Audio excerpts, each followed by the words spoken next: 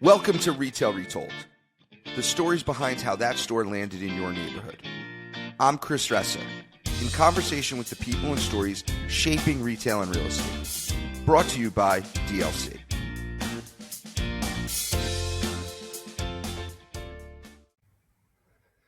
Welcome to Retail Retold, everyone. I'm your host, Chris Ressa, and today I'm joined by David Saltman. David, welcome to the show. Tell us a little bit more about who you are and what you do. Great to be here, Chris. I really appreciate the invitation and the opportunity to be on your show. I listen to your show religiously, just so you know. So it's great to be on as a guest. Well, thank you. So, David, tell us who you're with, what your role is, and let's go from there.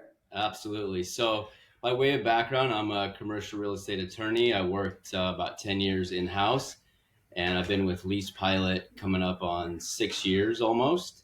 I joined in 2019 as the director of onboarding and took over as CEO about 2 years ago.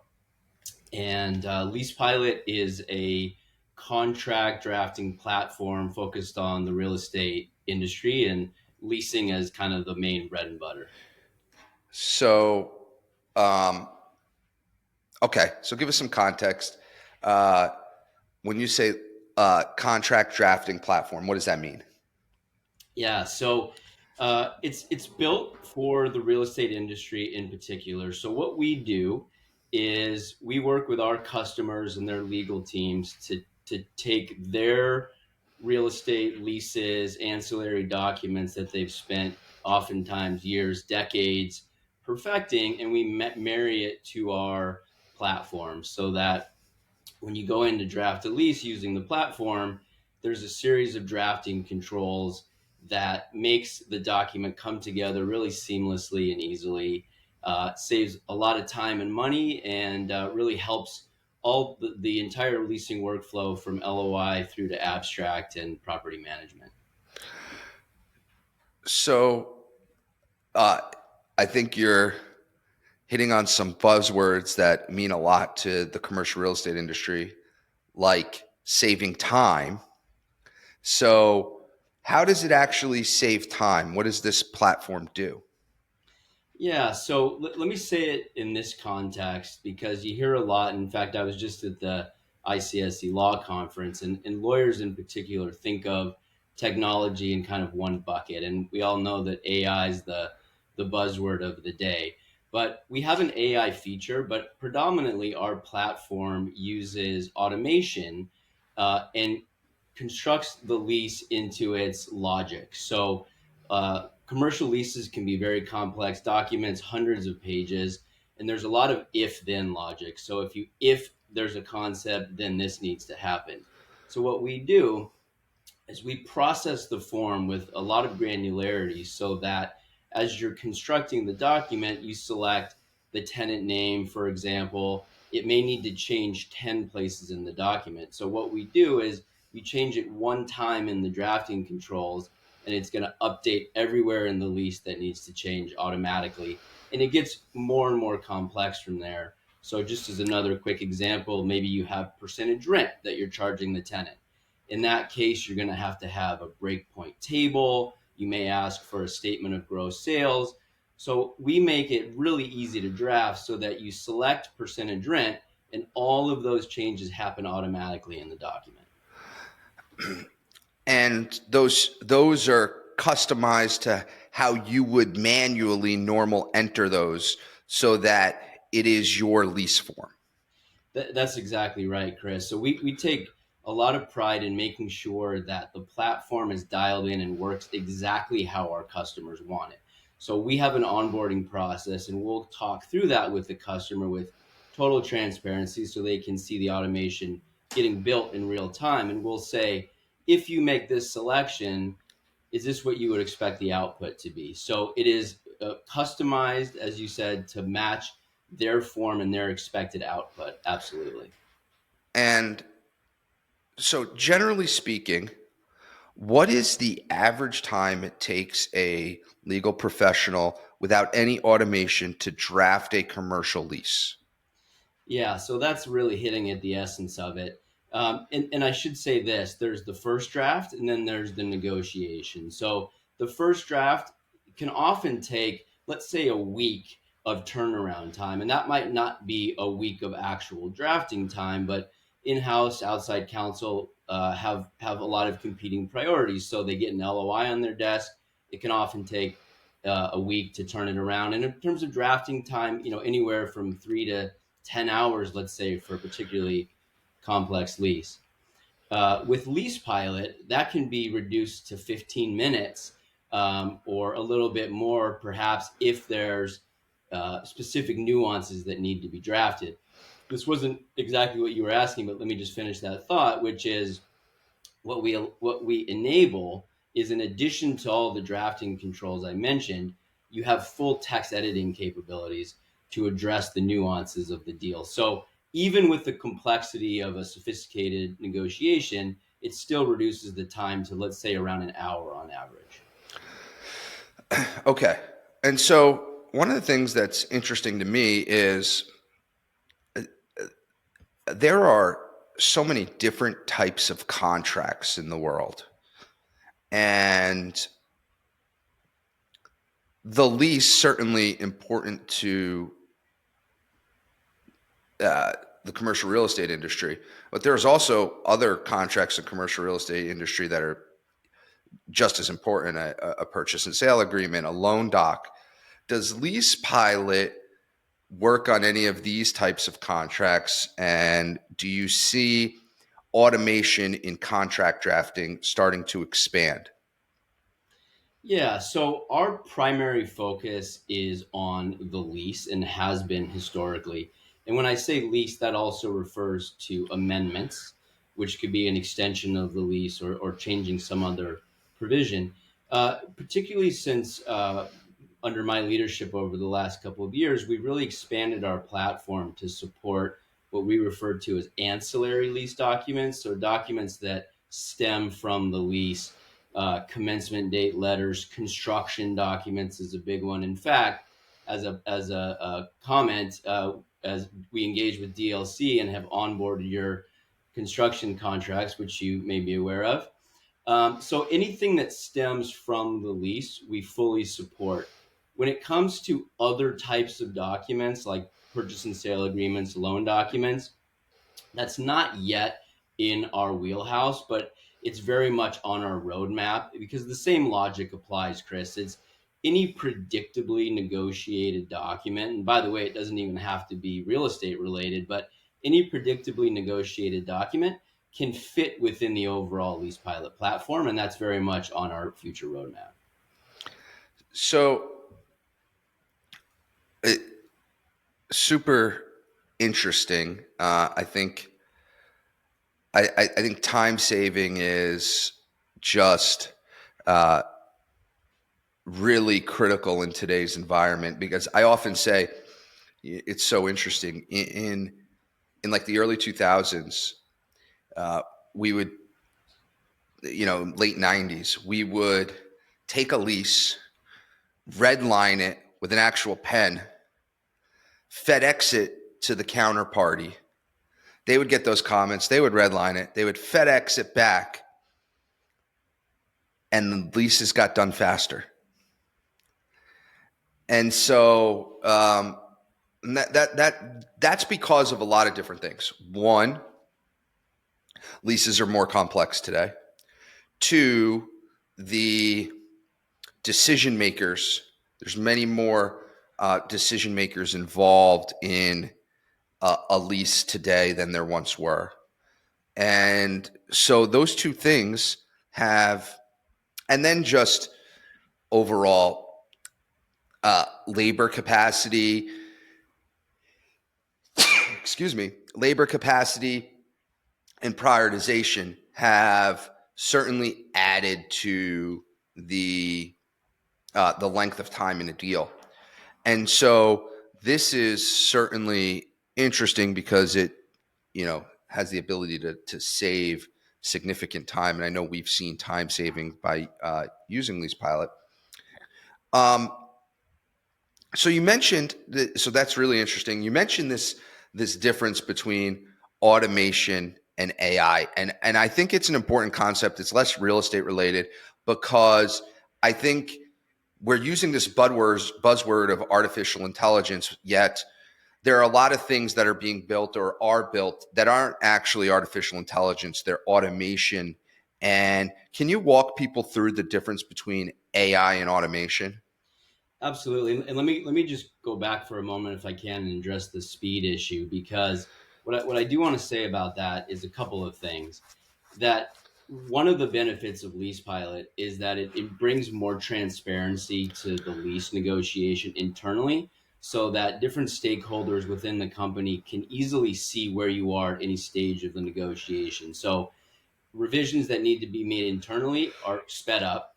The other thing that's really nice about it is we're able to get the document in the hands of the tenant faster. Perhaps, using your example of the Red Line and FedEx, and so it accelerates the entire negotiation, and the tenant then often responds in kind. Regarding the AI and automation, it's a really important distinction, and I'm going to use the frame of reference of attorneys because that's the world that I live in. And I think what a lot of people just kind of put, I started to say this earlier, put technology in a big bucket, and there is a significant difference. Lease Pilot does not is not built on artificial intelligence. It's our proprietary platform that breaks down the lease into its component parts and maps the logic and all of the structure of the document.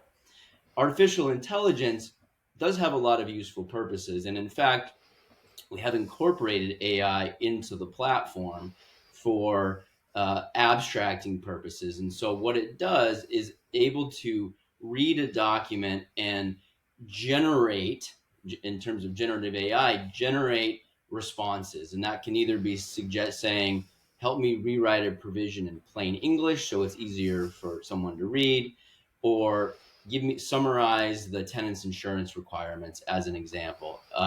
And so I think where there's a big benefit in the real estate industry that I see with AI is that generation of data, aggregated information, particularly with an abstract. And so there's a difference, but they can work really well together when executed properly. Do you see a point where in some system I can, and this could be for anything, and I'm curious how far away we are, where I can upload a proposal or letter of intent, press a button, and the contract, whether it's a lease, a purchase and sale, a a contract for a purchase order, whatever it is, that contract on the press of a button just be spit out? Here's what I would say to that. The short answer to that is yes. However, there's a big caveat to that, and this is a very important perspective for Lease Pilot, because we hear a lot that lawyers are concerned that we're quote unquote coming for their jobs, and I think generally speaking, and this applies, I would say, to most industries, is that artificial intelligence technology generally can help as a tool for attorneys, in this case, other professions, as a tool to get them started. So you might say it's may do a great job of generating kind of an initial draft. But I think it's imperative, and I would like to think, hopefully always, that you want a so-called human in the loop, a person, a sophisticated person that's going to oversee what the AI generates, make sure that it makes sense, make sure that there's a human element of empathy and understanding for the other party. And so there's a long way of saying that yes, I think that is possible, but I don't know if it's the best outcome. And I think the best situation is where we give attorneys, other professionals, the tools to drive efficiency in their jobs, but not replace them, and make sure that they can drive the best value in their profession, including law. Um, I'm glad you hit on that. But going back to my question, how far away are we in society from me submitting a business terms form, a term sheet, pressing a button, and getting the draft of the contract that I want. I would say we're there already. Wow.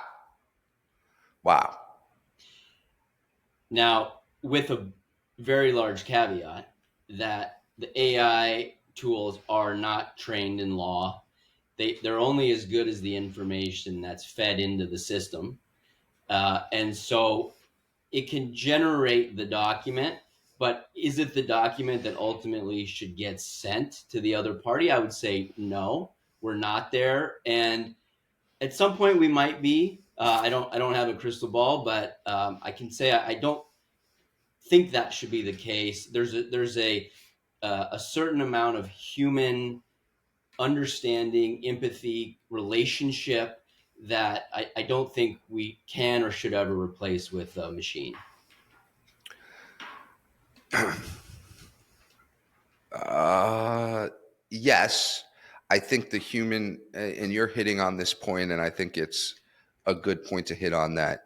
Uh, they're empowering, the tools should empower, let's call it just for this conversation, legal uh, legal staffs to do their job better in contract negotiations, but not necessarily replace them.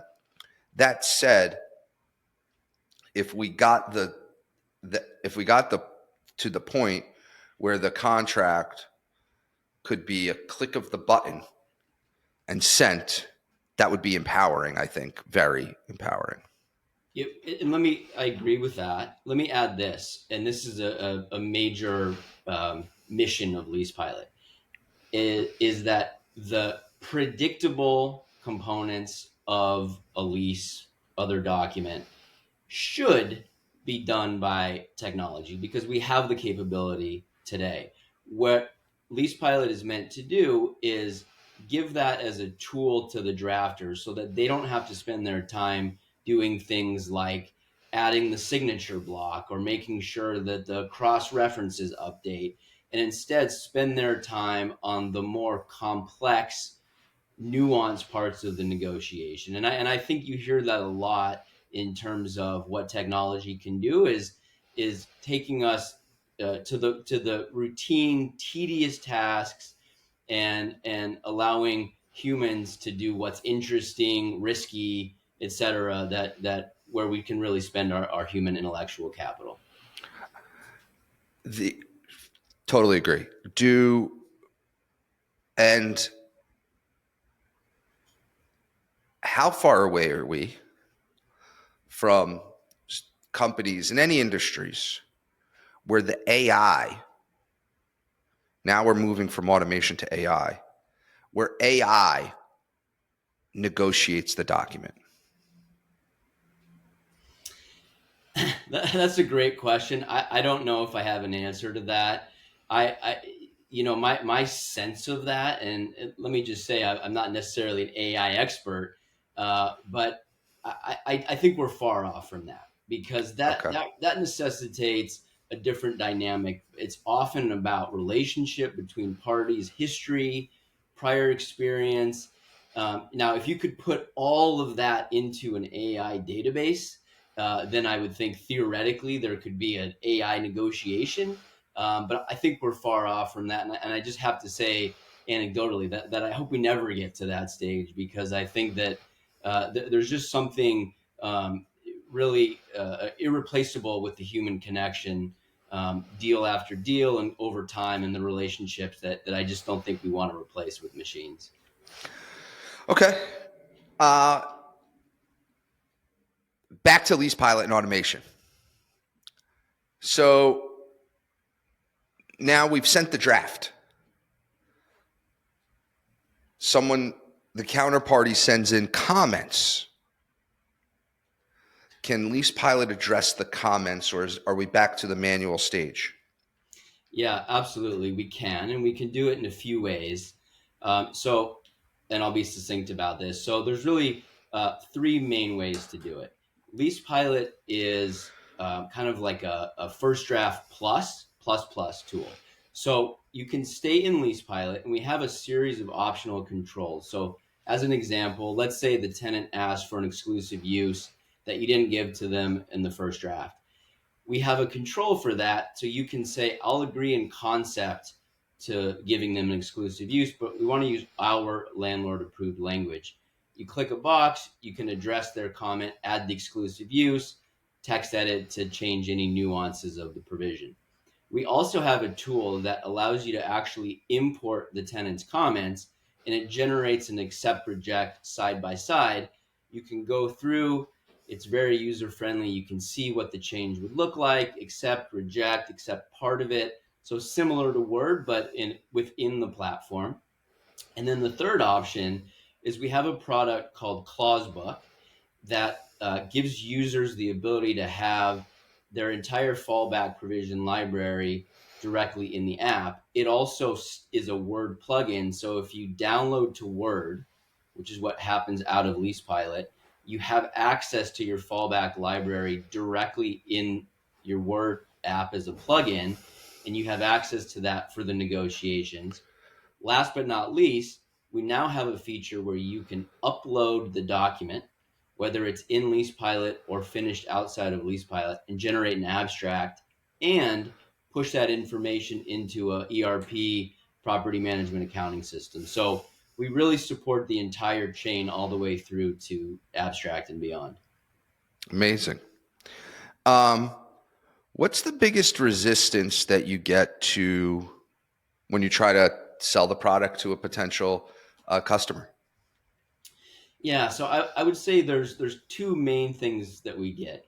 One is I love the product, I just don't have time or the bandwidth to think about it or manage the onboarding. That's a big one.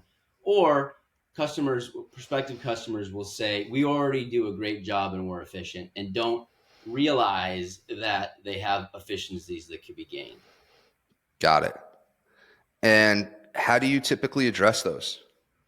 Yeah, so in a couple of ways, what we'll do is we've made great strides to make the onboarding very easy and smooth.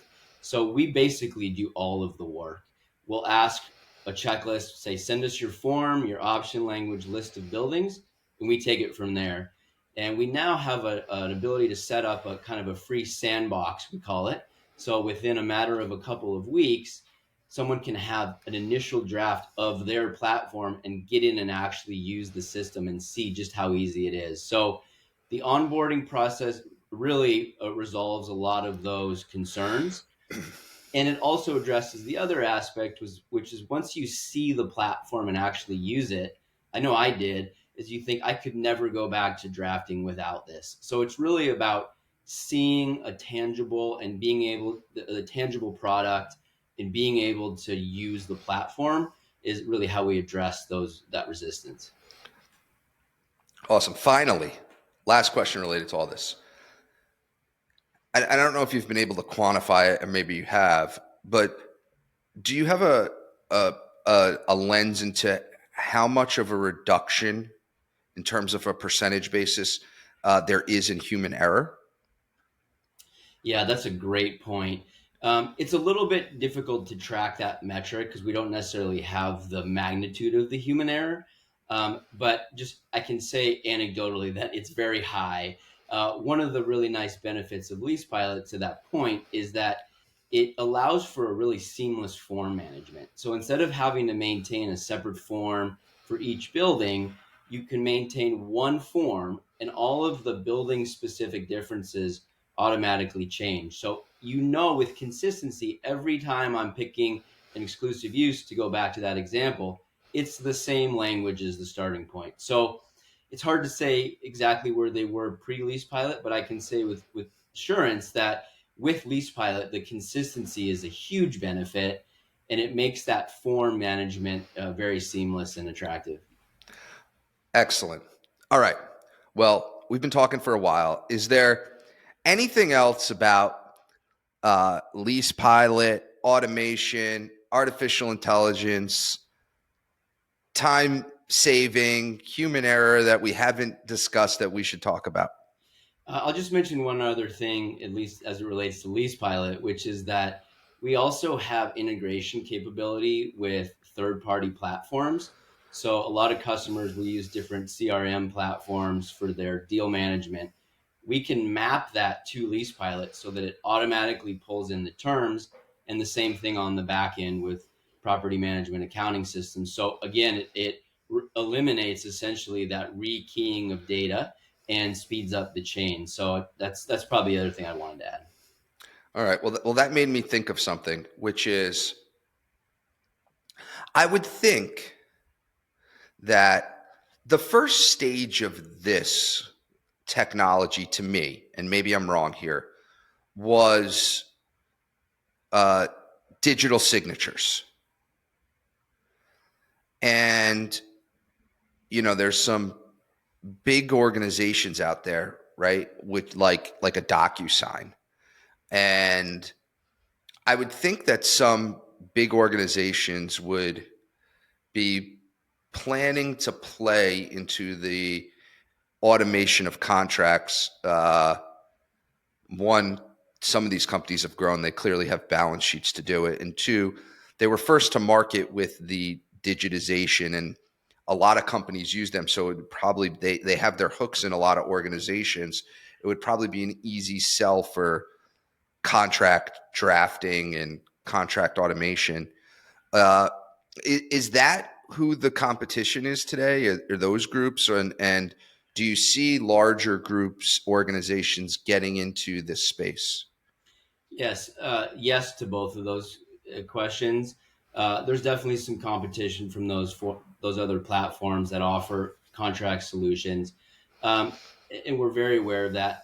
However, I think there's still a key differentiator, which is that our contract drafting is very sophisticated and has that context-aware component and the subsequent draft capability that other platforms don't, at least yet.